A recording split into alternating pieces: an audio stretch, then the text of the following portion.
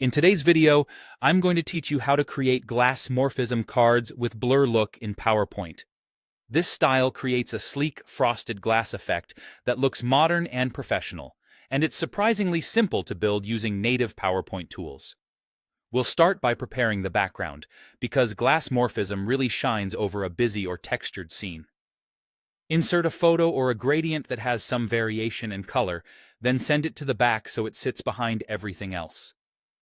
A bold photo, a subtle abstract pattern, or a multi-tone gradient all work well. Avoid flat, single-color backgrounds. The glass effect relies on contrast to feel realistic.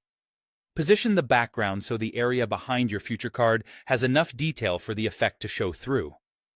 Next, draw the card itself. Go to Insert, then Shapes, and pick the rounded rectangle.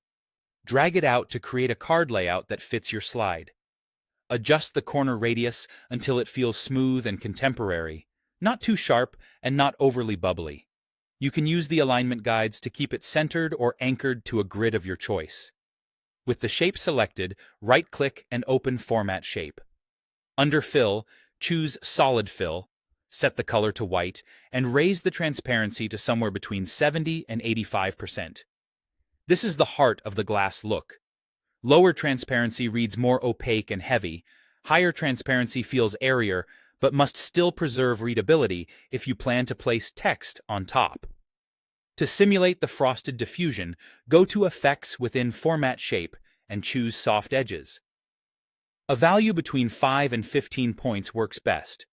This softens the perimeter so the card gently blends into the background, mimicking how light scatters through real frosted glass. Keep it subtle. Too much softness can make the shape feel fuzzy rather than refined. Now add a touch of depth with a subtle shadow.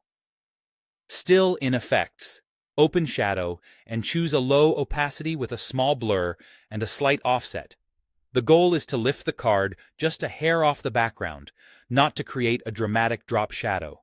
A gentle, soft shadow enhances separation and makes the glass feel more tangible. For an optional highlight, duplicate the card, reduce its height, and place it along the top edge of the original. Increase the transparency of this smaller shape so it becomes a delicate light reflection. This tiny detail sells the illusion and adds polish without clutter. And that's it. Clean, convincing Glassmorphism cards directly in PowerPoint.